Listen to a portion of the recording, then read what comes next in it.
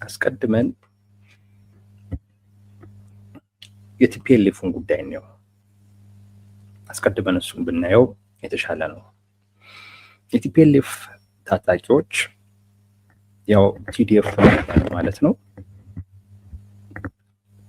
ቲዲኤፍ የሚባለው ወደ ወልቃይት መስመር የጦር እንቅስቃሴ ማድረግ ጀምሯል።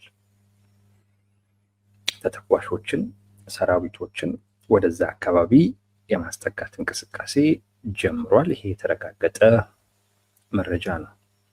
ግን ከዛም ደግሞ ከፍ ባለ አይነት ሁኔታ ደግሞ ጠለምት ላይ ደግሞ ጠለምት ውስጥ ገብተዋል፣ ጥቃትም ፈጥረዋል። ተከዜን ተሻግረው ጠለምት ውስጥ ገብተዋል የሚባል አይነት መረጃ ሰምተናል። እዛም ላይ የተወሰነ ግጭት ነበረ። የተለያዩ ሰዎች የተለያየ አይነት ውጤት አምጥቷል ያ ግጭት ብለው ይዘግባሉ ወይም ያነሳሉ። ኤኒዌይስ ግን ግጭት ነበረ እና ጠለምት ላይ አሁንም ቲዲኤፍ ገብቷል። እነዚህ ዛሬ የተፈጠሩ ነገሮች ናቸው እና እንዴት ይታያሉ የሚሉትን ነገሮች እናያለን። ኤኒዌይስ ሰሞኑን ስንነጋገር እንደተነበረው በተለይ የነ ጄኔራል ጉዑሽን እስር ምክንያት አድርገን ስንነጋገር እንደነበረው የመጨረሻው የጦርነት ዝግጅታቸው አካል ነው የሚል ነበር የእስር ዘመቻውን የወሰደው። ምክንያቱም ወደ ጦርነት ከመግባትህ በፊት ማጥራት ያሉብህን ነገሮች በሙሉ ማጥራት ያስፈልጋል።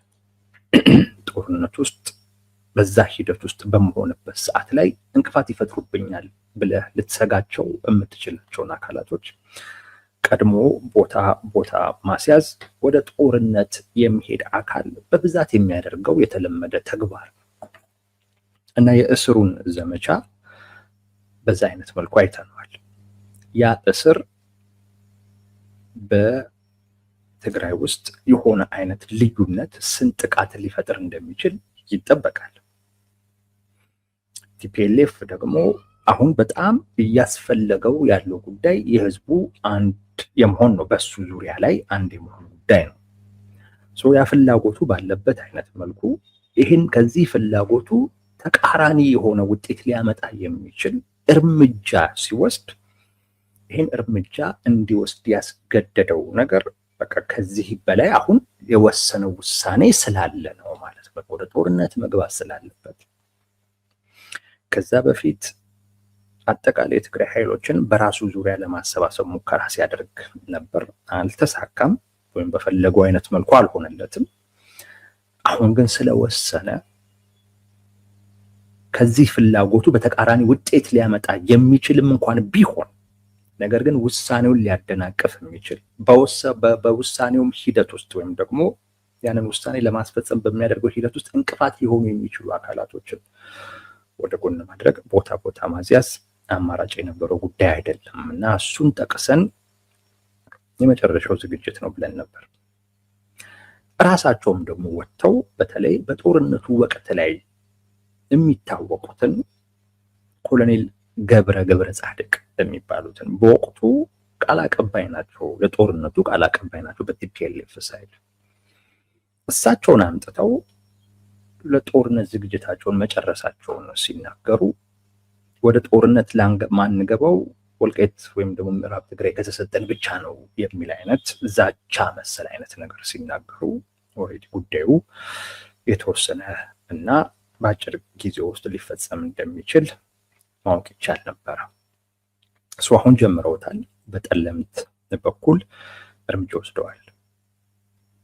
ወስደዋል። በዛ በኩል እንግዲህ ምናልባት የአካባቢው አንዳንድ ታጣቂዎች በተወሰነ ደረጃ ለመከላከል ሞክረዋል። እሱ ነው ግጭት የተባለው።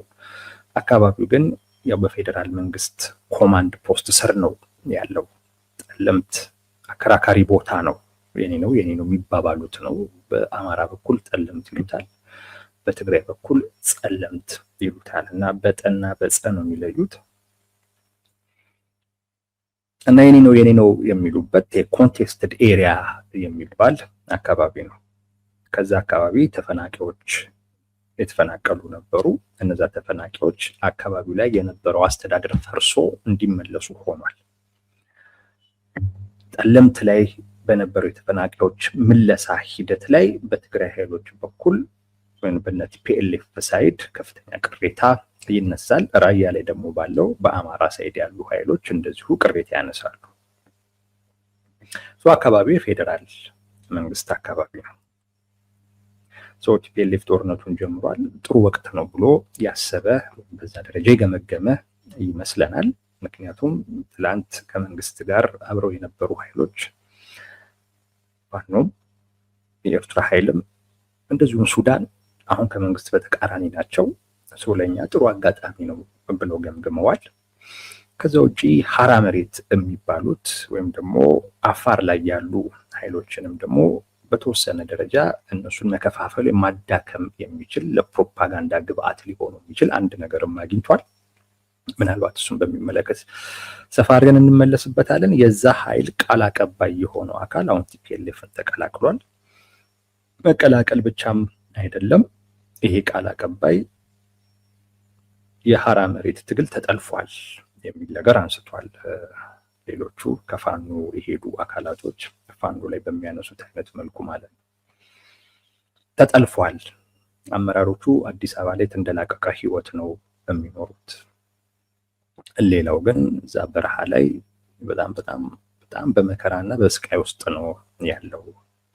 ከዛ ውጭ እኛ ለመዋጋትም አልነበረም ሀሳባችን። የኛ ፍላጎት ጫና መፍጠር ነው እንጂ መሳሪያ አንስተን እርስ በርስ የመዋጋት ፍላጎት ኖሮን አልነበረም። ግን ወደዛ አይነት ነገር እየወሰዱብን ያሉት የሚል ነገር አንስቷል። ከቃል አቀባይነቱ ትቶ ቲፒኤልኤፍን ለመቀላቀል ምክንያት አድርጎ ያቀረበው እነዚህን ነው።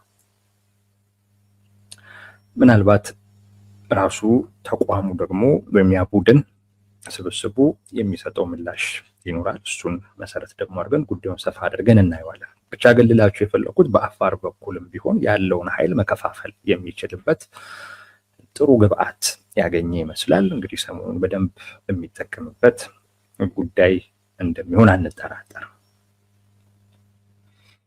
ሲጠበቅ የነበረው እንግዲህ የቲፒኤልኤፍ ጦርነት ተጀምሯል ማለት የሚቻል ይመስለኛል። እንግዲህ በዚሁ ይቀጥላሉ አይቀጥሉም፣ ላይቀጥሉ ለምን ይጀምሩታል የምናየው ጉዳይ ነው፣ ወይም ደግሞ መመለስ ያለበት ጥያቄ ነው። በደንብ ላይገፉበት በዚህም ደረጃ የሚጀምሩት ጉዳይ አይሆንም። ከዚህ ውጪ ጊዜም የለም እንዳልኳችሁ ቀጣይ ምርጫ ነው። መንግስት ትግራይ ላይ እንኳን ምርጫ ማድረግ ባይችል ግን በእነዚህ አከራካሪ ቦታዎች ላይ ምርጫ ማድረጉ የማይቀር ጉዳይ ነው። ምርጫ ደግሞ ከተደረገ የህዝብ መንግስት ከተመረጠ በኋላ ደግሞ የበለጠ የነዚህ አከራካሪ ቦታዎች ጉዳይ የበለጠ ይወሳሰባል። መልሱልኝ አምጡልኝ ማለት የሚቻል አይደለም። ምክንያቱም አካባቢው የህዝቡን ፈቃድ መሰረት ያደረገ መንግስት አለው እና ሌላ አካል ሊወስንበት አይችልም። ወደዛ ሂድ ወደዚህ ሂድ ሊለው የሚችለው ጉዳይ አይደለም። ይሄ አጋጣሚ ከመፈጠሩም በፊት ወደ የሚጠበቀው ጦርነት መግባት አማራጭ የሌለው ጉዳይ ነው የሚሆነው። ዋናው ጥያቄ ቲፒኤልኤፍ ጦርነት ሊጀምር እንደሚችል ትላንትም ተነጋግረናል። ምን ትላንት በቃ አጠቃላይ አመት ሆነን መሰለኝ ይህን ጉዳይ ስናወራ። ትላንት ግን ቲፒኤልኤፍ በቂ ሰበቦችን መፍጠር ችሏል። ጦርነት እንዲጀመር ወይም ወደ ጦርነት ለመግባት የሚያስችል አስቻይ ሁኔታ ፈጥሯል። ማለት ሰበቦችን ፈጥሯል የሚል ነገር አንስተን ነበር። የተፈናቃዮችን ለመመለስ በደህንነታቸው ክብራቸው ተጠብቆ ምናምን ነገር አካባቢውን አምጡ ብንል እምቢ ያሉን። ኦኬ እሺ አካባቢውን አምጡ የሚለውን ነገር ደግሞ ትተን እዛ ያለውን አስተዳደር አፍርሱ ብንል እምቢ ያሉን። ስለዚህ አስተዳደሩ ባለበት አካባቢው ወደ ትግራይ ሳይመጣ ተፈናቃዮችን ወደዛ አካባቢ መመለስ ተፈናቃዮችን ወደ ሞት ከመላክ የተለየ ትርጉም የለውም የሚል ነገር ነው የሚያነሱት። ራያ ላይ አስተዳደር ፈርሷል፣ ጠለምት ላይ አስተዳደር ፈርሷል። ወልቃይት ለማይፈርስበት ምክንያት ምንድን ነው የሚል ቢያንስ ለመከራከር የሚያበቃ ሰበብ ፈጥረዋል። በዚህ ረገድ በመንግስት በኩል ከመለሳችሁ መልሱ፣ ካልሆነ የራሳችሁ ጉዳይ የሚል ምላሽ ነው የተሰጠው። ተገቢ ምላሽ ነው ብለን አናምንም። በእኛ እምነት የራሳችሁ ጉዳይ የሚባል ጉዳይ አይደለም። የተፈናቃዮች ጉዳይ በዋናነት የፌዴራል መንግስት ጉዳይ ነው። ግን መንግስት እንደዛ መልሷል። የራሳችሁ ጉዳይ አያገባኝም የሚል ምላሽ ነው የሰጠው። አሁን በቂ ሰበብ ፈጥረው እንግዲህ ወደ ጦርነቱ ገብቷል። ዋናው ጥያቄ የፌዴራል መንግስት ለዚህ ምላሽ ይሰጣል ወይ ነው። ለዚህ ምላሽ ይሰጣል ወይ ነው። ልብ በሉ፣ አካባቢዎቹ የአማራ ክልል አካባቢ አይደሉም። አካባቢዎቹ ኦፍኮርስ የትግራይም ክልል ውስጥ ያሉ አይደሉም። አካባቢዎቹ አከራካሪ የተባሉ አካባቢዎች ናቸው።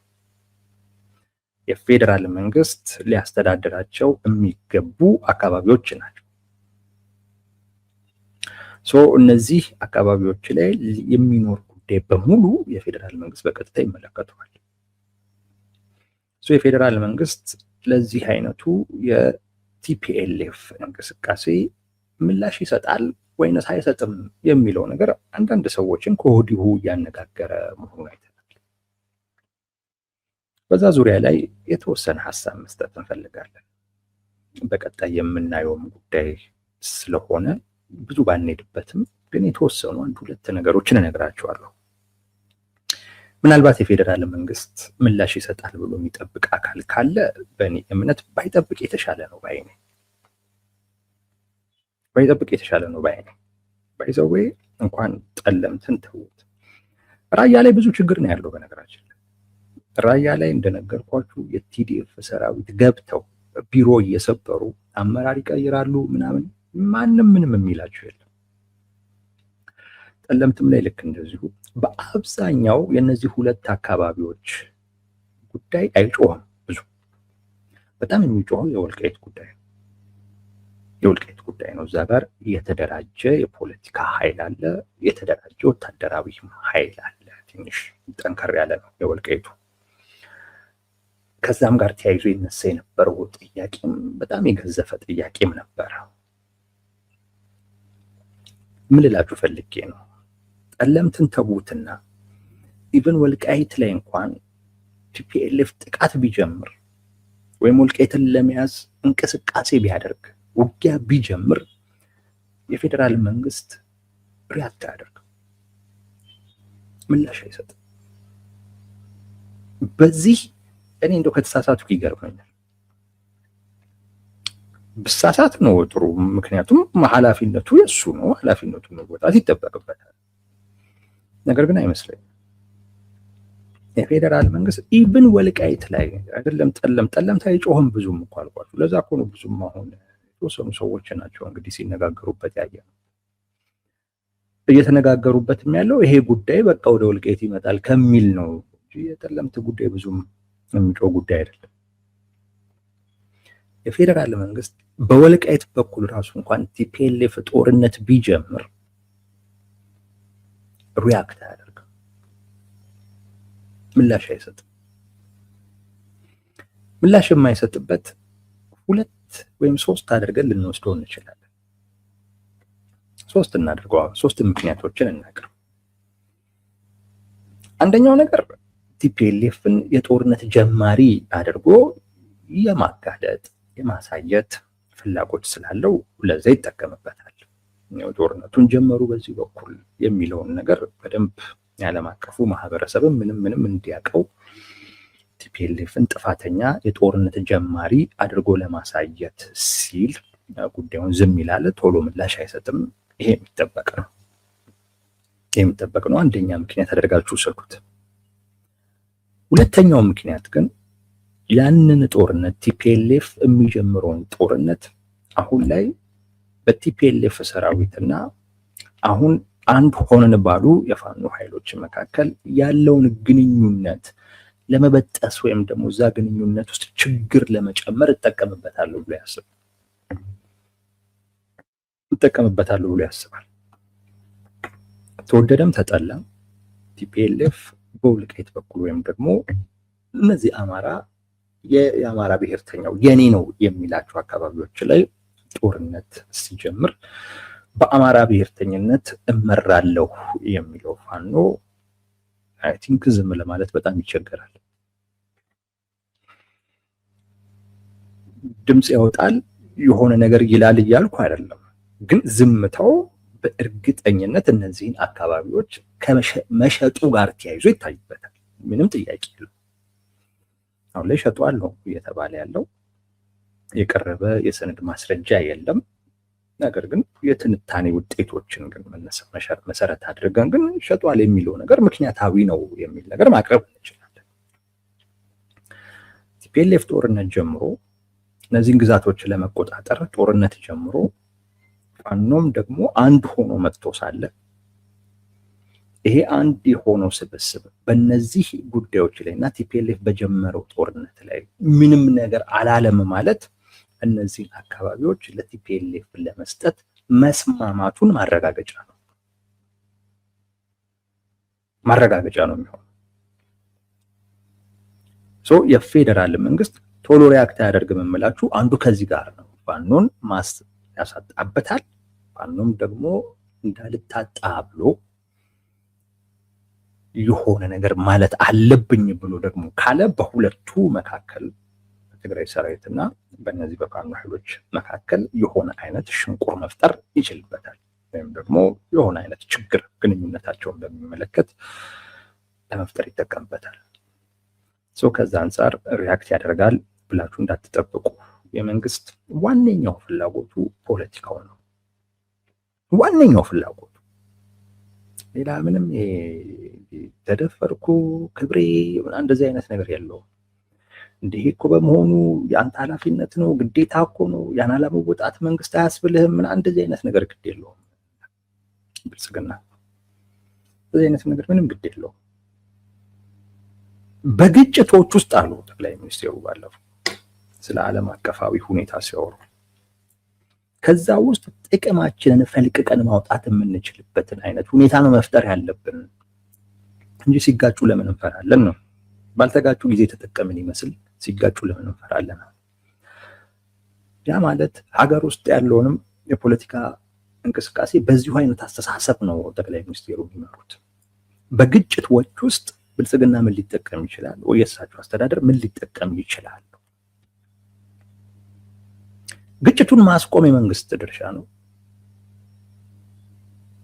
ግጭቱን ማስቆም ወደ ጦርነት እንዳያመራ ማድረግ የመንግስት ድርሻ ነው። ድርሼን መወጣት አለብኝ ከሚል አይደለም ነገሮችን የሚያያቸው።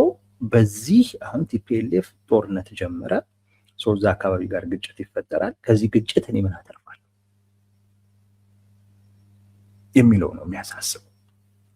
የሚረግፈው ሰው፣ የሚወድመው ንብረት ነገ ከነገ ወዲያ ከን ተከትሎ ሊመጣ የሚችል ምንም እንደዚህ አይነት ነገር አያሳስበው። ስለዚህ ጥቅሙን ፈልቅቆ ለማውጣት ነው የሚሞክረው። ያ ደግሞ በሁለቱ ኃይሎች መካከል አሁን ጽምዶ የሚባል ስብስብ ፈጥረዋል።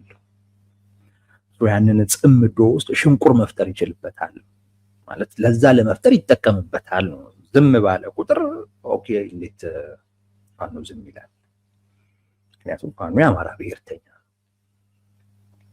የአማራ ብሔርተኝነት ደግሞ የግዛት ጥያቄ ያለው የግዛት ጥያቄ ያለው ይህንን ጥያቄ በዋናነት አንግቤ ነው ተጥቃስቼ ጫካ የገባሁት የሚል አካል ዝም ሊል የሚችልበት ምንም እድል የለም።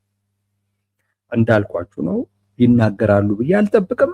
ዝም ግን ካሉ ስለመስጠታቸው ወይም ደግሞ እንደሚባለው ስለመሸጣቸው በቂ ማረጋገጫ ይሆናል።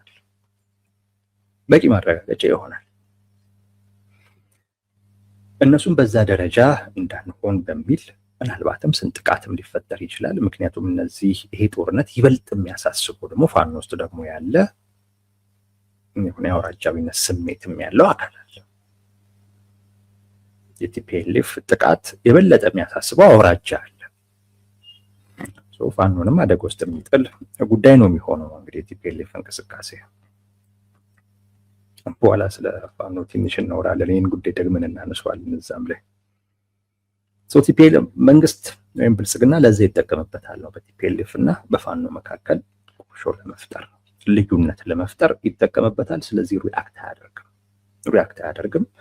እዛው አካባቢው ላይ ያለው አካል ግን በራሱ አቅም መንቀሳቀሱ የማይቀር ጉዳይ ነው የሚሆነው። ሁለተኛው ምክንያት ይሄ ነው። ሶስተኛው ምክንያት አሁንም ቢሆን ይሄ የአማራ ብሔርተኛ የሚባለው ኃይል እንደማስፈልገው እንዲያቀፈልጋለሁ ባይ ነው ብልጽግና። እንደማስፈልገው ማለት ሲሉትም ትሰማላችሁ። ያለ ፌዴራል መንግስት እነዚህን አካባቢዎች መያዛቸው ቲፒኤልኤፎች ይላሉ።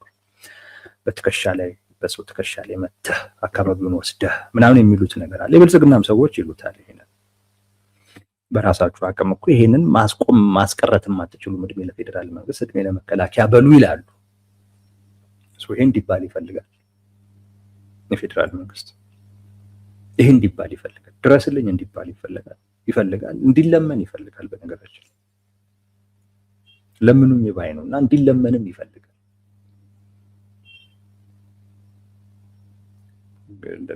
በዛ ደረጃ ይጠየቃል አላቅም፣ ይጠየቅም አይመስለኝም። በነገራችን ላይ ራሱ ላይ በምን አይነት መልኩ ችግር ይዞበት እንደሚመጣ ወቅቱ የምናየው ነው የሚሆነው።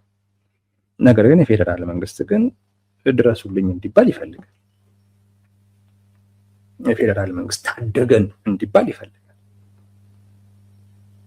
ይፈልጋል። ስለዚህ ይሄ የአማራ ብሔርተኛ የሚባለው ኃይል አሁን ያለበት ወቅታዊ ቁመናው ትንሽ የተከፋፈለም ጭምርም ስለሆነ የራሱን ፍላጎትና ጥቅም በጋራ ቆሞ ማስጠበቅ የሚችልበት አይነት ሁኔታ ላይ ስላልሆነ እችን እንደ አጋጣሚ በመጠቀም ያለኔ እነዚህን አካባቢዎች ወይም ፍላጎትን ጥቅምን ማስጠበቅ አትችልም የሚል መልእክት ወይም እንደዛ እንዲሰማው ለማድረግ ሲል ቶሎ ሪያክት አያደርግም። እንደዚህ አይነት ጥቅሞችን ፈልቅቆ ለማውጣት ሲል እንዲህ አይነት ቲፒኤልኤፍ የሚፈጥራቸውን የጦርነት አጋጣሚዎችን የፌዴራል መንግስት ይጠቀምባቸዋል። ምክንያቱም እሱ ምንም የሚሆነው ነገር የለም። የፌዴራል መንግስት ምንም የሚሆነው ነገር የለም። ኢቭን አካባቢውንም ቢወስዱትም ምንም የሚያጣውም ነገር የለም። ለማጣለውኝ ብሎ የሚያስበውም ነገር የለም። አፍንጫው ድረስ እስካልተመጣ ጊዜ ድረስ አጣለው ብሎ የሚያስብ አይነት አካል አይደለም።